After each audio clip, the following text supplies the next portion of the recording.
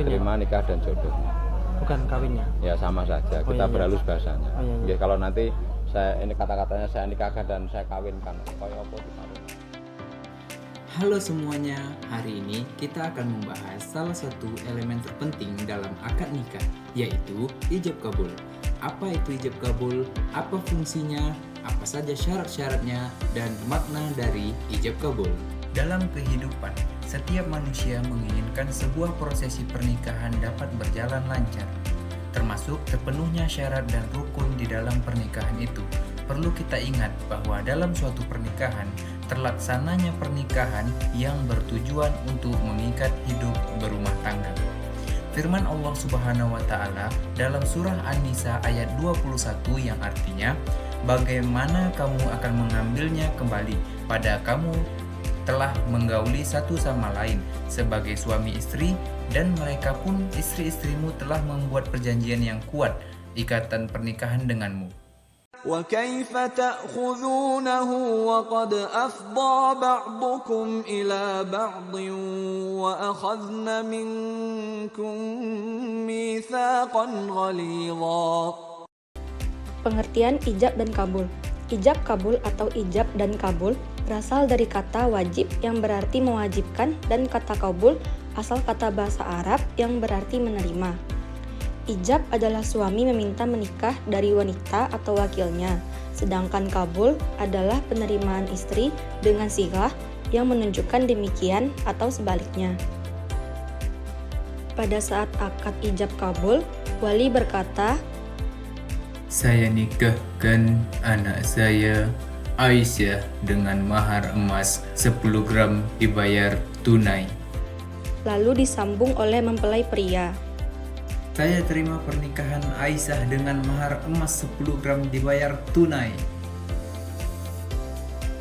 Ijab kabul menjadi rukun nikah yang wajib dilaksanakan agar pernikahan dianggap sah menurut Islam.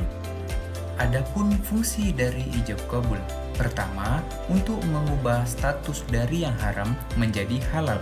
Remaja yang berpacaran sebelum nikah akan menimbulkan dosa.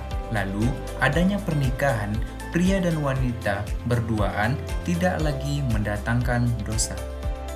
Kedua, pengucapan pernyataan ijab kabul menjadi salah satu syarat perkawinan. Ketiga, perjanjian atau ikatan yang sangat kuat agar mendapatkan keturunan dan membangun rumah tangga yang bahagia.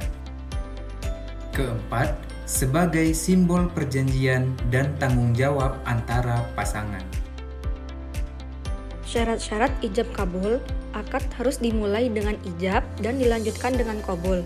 Ijab yang diucapkan oleh wali dari mempelai perempuan lalu disambung oleh mempelai pria.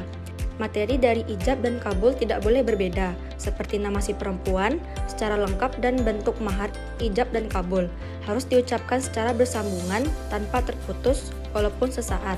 Tetapi, jika nafasnya tidak sampai, tidak dipermasalahkan karena tidak membatalkan ijab dan kabul. Ijab dan kabul mesti menggunakan lafaz yang jelas, di mana kata yang diucapkan dipahami oleh kedua pihak, dan wali ijab dan kabul tidak boleh menggunakan lafaz yang mengandung maksud membatasi perkawinan untuk masa tertentu. Makna ijab kabul. Ijab kabul didasarkan atas suka sama suka atau rela sama rela. Jika tidak didasarkan suka sama suka, maka akad ijab kabul tidak akan terjadi. Oleh karena itu, diperlukan juga kerelaan antara kedua belah pihak dalam menjalankan ijab kabul pernikahan. Kepada calon suami yang menerima atau kabul sebagai lambang bagi kerelaan menerima amanah Allah tersebut. Berikut contoh jika wali dan mempelai pria tidak didasarkan suka sama suka atau rela sama rela.